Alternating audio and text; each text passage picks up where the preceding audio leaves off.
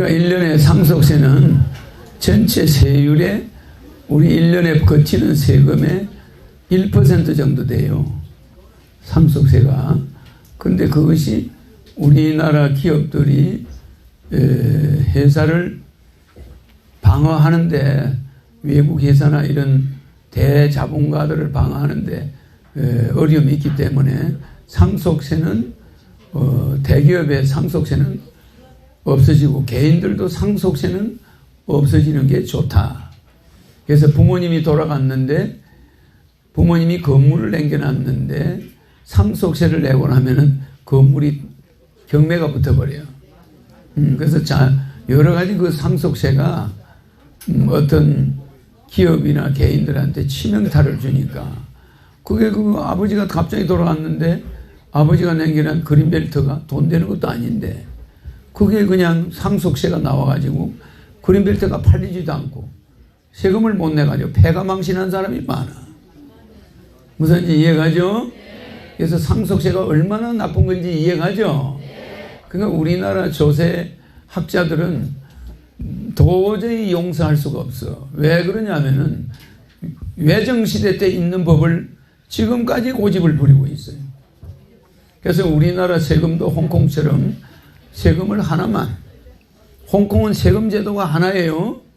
그러니까 전 세계 기업이 홍콩에 가서 사업하려고 그래. 그럼 홍콩에다 본사를 두려고 그래. 그러면 세금 계산이 일단 간단해. 전체 매출의 몇 %가 딱 세금이야. 남았든 안 남았든 관계가 없어. 근데 우리나라는 장부만 조장해가지고 안 남았다 그러면 세금을 돌려받아. 환급을 받을 수도 있게 돼 있어, 구조가. 그래요. 장부만 조작하면은 세금 계산서만 어떤 사람하고 짜고 주고받으면 국가의 세금을 부가가치세를 환급받을 수 있어, 없어? 그건 얼마든지 도둑질을 할 수가 있는 거야. 잡히는 건 나중에 잡히는 거예요. 그래. 이런 세율 제도는 없애겠다. 그래서 세금은 앞으로 혁명을 할 때 세금 제도는 아주 지금 33가지 세금 제도를 한 가지로 축소하겠다. 이게 내 방안입니다. 알겠죠? 그래서 세금 계산하기가 간단해야 사는 게 재미가 있어요. 그러면은 지금 500조 1년의 세수가 엄청 올라가 버려요. 오히려 세금을 하나로 단순화해 버리면 세금이 굉장히 많이 들어와. 그러면 돈이 많은 사람은 세금을 좀 많이 낼 거고 어려운 사람들은 세금이 거의 없어져 버려. 알겠죠? 그래서 갑건세나 이런 거는 거의 유명무실한 세금으로 바뀌어요. 그래서 갑건세로 인해서 근로자들이 조세 부담을 많이 느끼고 있어. 불경기 어려운데. 그리고 기업가들도 조그마한 사업하는 사람들도 그 세금 제도나 무슨 여러 가지 그 국가에서 내놓은 재보험이나 또 산재보험이나 이런 걸로 인해서 종업원 쓰기가 무서운 사업장들도 많이 있어요. 그런 거 있죠? 이래저래 뜯어가는 게 많아. 그래서 국가가 세금을 단순화함으로써 국가 세금도 많이 거치고 국민들도 편코. 그러니까 적은 가난한 사람은 세금을 거의 없어지고 많이 활동하는 사람은 많이 내고 이제 이렇게 바뀌어가지고 그 대신에 아까 그분 질문한 거 상속세는 폐지되지만 정여세는 폐지는 안 됩니다. 알겠죠? 상속세 폐지되니까 정여세로 할 필요 없이 자식한테 상속을 하면 되는 거야. 그러면 세금이 없어. 굳이 정여세가 존재하는 것은 상속을 위장하기 위해서 정여세가 있는 거예요. 상속하는 걸 겁이 나가지고 미리미리 애들한테 정여를 하는 거야. 미리미리 정여를 해가지고 상속세의 높은 세율을 피하느라고 조금씩 정여를 하고 있기 때문에 정여세가 있는 거지. 정여하는 사람이 어디에 있노? 별로 정여가 없습니다. 굳이 정여한다면 어떤 사람들 많이 정여하냐? 뭐 복지시설이나 이런 데 기부하는 거죠. 그러면 정여세가 없어요. 알겠죠? 그러니까 우리가 정여를 하는 것은 상속세 때문에 생겨나는 범죄 행위야, 일종의. 세금을 포탈하기 위한 제도인데 아예 정여나 상속세는 정여세는 그대로 주긴 하겠지만 상속세는 폐지함으로써 정여세도 죽은 세가 되어버려요. 그래서 앞으로 세금 제도는 하나, 사업하는 사람은 몇 프로만 세금 내면 된다. 그 대신 적자가 났다고 해서 세금 안 내는 게 없어. 적자가 나도 세금은 내야 돼. 그게 홍콩 세금 제도입니다. 적자가 났든 흑자가 났든 매출이 100억이면 100억에 대해서 5%, 10% 이렇게 세금 제도야. 아주 간단해. 법인세, 뭐 무슨 세 이런 게 다 없어요. 오직 사업세 그 하나만 딱 내는 게 홍콩 세금 제도예요. 알겠죠? 그래서 미국 사람들이 한국에 와서 사업을 하려고 그러면 세금 제도를 너무 복잡해가지고 사업하기가 무서워. 지금 중국에 가서 우리가 사업하려면 겁이 나요. 왜? 사업하다가 이거 몽땅 나라에 중국에 사업체를 뺏기게 생길 수도 있어. 그 복잡한 세금 제도를 잘 모르니까. 그래요? 이래서 홍콩 사업 소득세 그 제도가 세금 제도가 아주 좋다는 거. 그래서 우리는 이 대한민국은 작은 국가고 대미국이나 영국이나 이스라엘이나 이런 큰 대기업, 대자본가들의 돈이 한국에 들어와 있어요. 그렇기 때문에 우리가 상속세를 계속 그대로 두면 우리나라의 모든 빌딩, 큰 빌딩과 큰 대기업은 전부 외국 자본이 가져가 버리게 돼. 그러니까 지금 있는 재벌 2세들이 상속세를 안 내므로써 방어할 수 있게 해줘야 돼. 알겠죠? 그 애들이 무너져 버리면 삼성이 미국으로 넘어가고 삼성이 중국으로 넘어가면 우리는 망하는 겁니다. 맞아요. 그런데 이재용이가 삼성의 자기 주식을 방어하려고 자기 아버지가 쓰러지니까 방어하려고 삼성물산을 합병하면서 여러 가지 전략을 쓰고 있어요. 그래서는 그걸 갖다가 나쁘다고 잡아 넣으면은 그러면 삼성은 나중에 외국에 뺏기는 거야. 그럼 우리나라 전체 매출이 얼마가 없어지는 겁니까? 40%가 세금이 없어져 버려. 그럼 우리나라 거지 되는 거예요.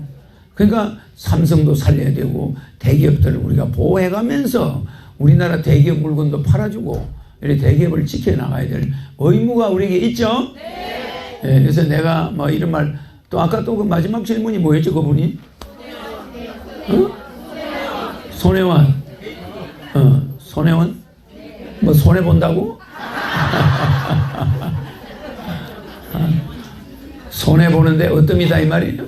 손해원 그분이 누구죠?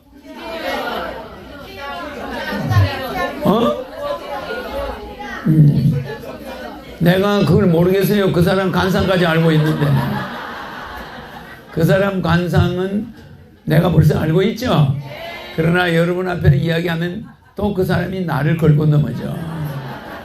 알겠죠? 그 정도만 알아도 되겠죠? 그래서 나이가 대통령 되는 데는 상당히 고마우신 분이야.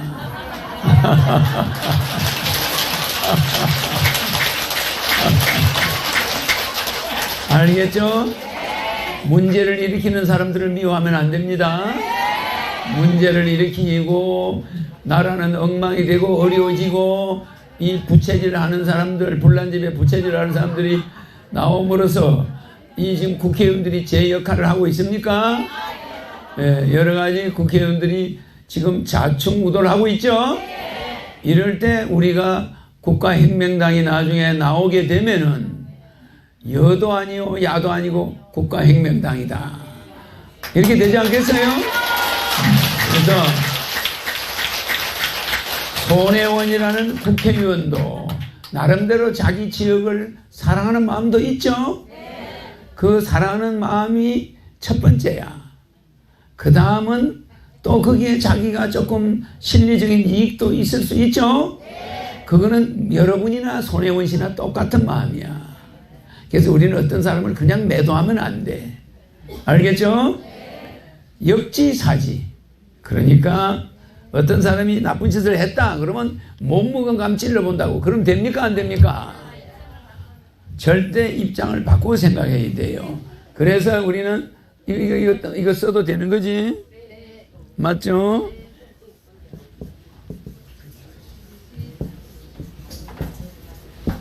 알겠죠? 역지사지. 그러니까 입장을 서로 바꾸어서 생각해 본다. 내가 손혜원이라면 목포에 그 옛날에 외정돼 있는 적산가옥들이 너무 비참해. 그 공장들이 그 비참한 건물을 활성화하자. 옛날의 문화를 살리자. 할 수 있겠죠? 그 지역 국회의원이니까 그렇게 할 수 있어요. 그래서 그렇게 했는데 본인이 앞장서서 그 헌 건물들을 좀 샀다.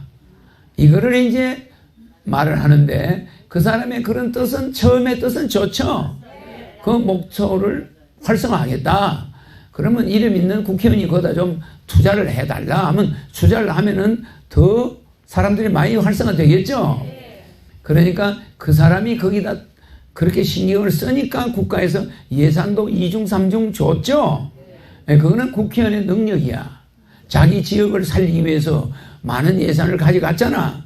그러면 그거는 그 사람이 능력이 좋아가지고 했을 수도 있고 권력자들과의 뭐 이런저런 뭐가 있어서 했을 수도 있는데 그거는 그 개인의 역량입니다. 알겠습니까? 여러분이 내가 대통령 됐는데 내하고 아는 사람이 조금 생활이 나아질 수도 있겠죠. 이거는 그 사람 개인의 역량이야. 그래서 손혜원 의원이 뭐 그걸 목포 거기를 활성화하겠다, 문화거리를 만들겠다 그런 뜻은 좋아요. 그런데 거기에 적산공을 시범적으로 자기가 먼저 삼으로써 다른 사람도 거기 투자가 일어날 거 아니야? 그러니까 그 사람은 제스처가 필요했겠지. 알겠죠?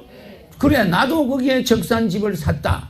너도 그거 좀 투자 좀 해라. 제발 너고 목포 출신 기업인들 좀 투자 좀 해라. 이렇게 할 수 있어 없어요?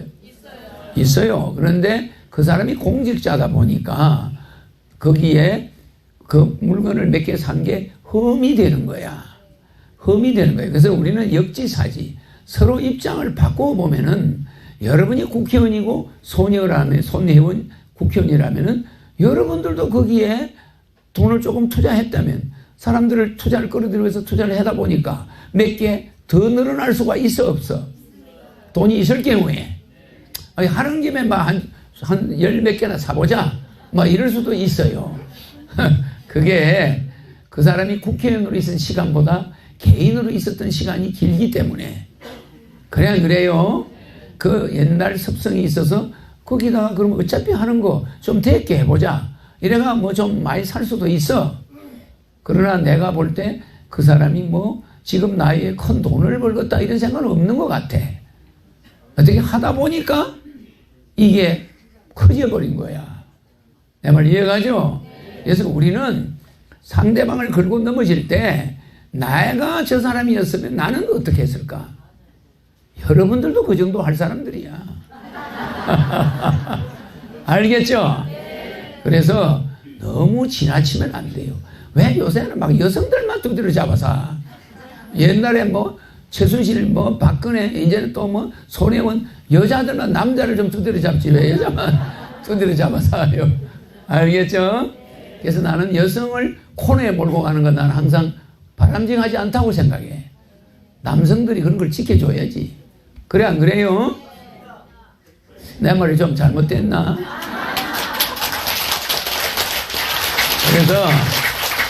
그래서 그 일은 자기 지역을 발전하려다가 조금 욕심이 오버할 수도 있다. 여러분들이 그 손혜원 의원이라도 그 정도는 할 사람이다. 나는 그렇게 봐요. 알겠죠? 그래서 이야기할 가치가 없기 때문에 강의 때 이야기를 안 해, 그런 거. 근데 질문하니까 내가 답하는 거예요. 나는 어디 출신이죠? 중랑교 출신이야. 나는 전라도 편도 아니요, 경상도 편도 아니에요. 그러니까 다 객관적으로 바라봐. 그리고 그 여자의 손혜원 씨의 어머니 입장에서 생각하는 거야. 알겠죠? 자기 딸이 국회의원까지 됐는데 그냥 조금 인간적인 욕심이 모든 사람이 할 수 있는 거야. 그 정도는 모든 사람들이 자기가 하는 김에 조금 낫게 하고 싶다. 욕심이 조금 들어갈 수 있겠죠. 그게 나라가 망할 정도다 어쩌다 이렇게 나가면 이게 권력형 비리다 이렇게 나가면 이거는 한도 끝도 없어. 나는 그래서 그런 거에 대해서 논하지 않습니다. 그러나 우리 국민을 잘 살게 하겠다는 의도가 목포 시민을 위해서 그렇게 해야 된다는 의도가 있었다는 것을 나는 그거를 우선적으로 생각해 보는 겁니다. 알겠죠? 그 사람이 목포 시민들 몰래 그렇게 했다면 그건 나쁜 거죠. 그러나 목포 시민들도 원했고 목포 시민들도 거기가 발전되기를 원했고 또 여러분 요걸 잊어버리면 안 돼. 내가 왜 손혜원 의원에 대해서 누가 질문하니까 이렇게 답을 해주냐 하면은 지금 지방 상권이 다 무너지고 있어요. 다 가면 가게 문 닫았고 분양이 안 돼. 하던 가게 문 다 잠가놨어. 뒷골목 가보면. 그래 안 그래요? 이런 시대에 누가 미친 사람이 집을 몇 채씩 사겠노? 시골에. 그것도 죽어버린 상권에. 그거 그런 악성 투기자 아닙니다. 뭐 악성 투기자로 몰고 가면 몰고 갈 수도 있겠지만은 내 생각은 달라요. 서울에 투자하지. 서울도 변두리는 지금 오피스텔들이 분양이 안 돼. 맞아. 임대를 못 내. 서울도 되는 데만 되지 웬만한 상가는 관리비 집세를 못 내. 그렇죠? 그래서 상가가 붕괴되고 있는데 지방 상가는 다 전멸이야 지금. 그런데 목포는 또 더해. 거기다가 애정을 갖고 자기 고향에 집 좀 샀다고 그게 여러분들 지방을 그렇게 너무 홀대하면 되나? 그래 안 그래요? 지방을 살리자. 그런 취지는 좋아요. 네? 자기 고향 아니잖아. 아, 자기 고향 아닌데 자기 지역구. 지역 아니에요. 어? 지역이 아니에요. 그래 지역구인데 거기하고 인연이 있어 그 사람이. 목포하고 인연이 있는 분이야. 그게 자기 손조들하고 연관이 있어. 그래서 그거는 자기 친족이나 외가와 연관이 있는 곳이야. 그래서 그 사람이 그 지역에 그 누구야 무슨 국회의원 하나 있죠 박지원. 박지원 의원 지역구죠. 그분과의 또 뭐 어떤 인과관계는 있는지 몰라도 하여튼 지역 상권을 국회의원이 살리겠다. 그거는 그렇게 나쁜 것은 아닙니다. 알겠죠? 지금 지방 지역에 건물을 사는 미친 사람은 없어. 다 내놨지. 팔아버리려고. 지방 다 죽어가고 있어. 맞아 안 맞아? 그런데 거기에 그만큼 샀다는 것은 뭔가 거기에서 다음에 뭐 지역구를 옮기려고 한다거나 뭐 그 지역에서 좀 뭐 어떻게 잘 해보려고 하는 마음은 있는지 몰라도 돈 벌기 위해서 한다는 건 좀 내가 볼 때 내가 일반 머리가 아니죠 신인이? 그래서 여러분들이 역지사지 좀 더 깊이 생각하라는 거야. 예, 깊이 생각. 뭐 그분이 말이 좀 거칠고 뭐 언쟁이 좀 말을 할 때 좀 그런 게 있고 또 누구와 친분이 있다고 그랬죠? 누구와 친분이 있고 이런 게 그런 게 좀 이상하게 작동을 하는 것 같은데 나는 그런 걸 안 봐요. 객관적으로 딱 신인은 바라보는 눈이 달라요.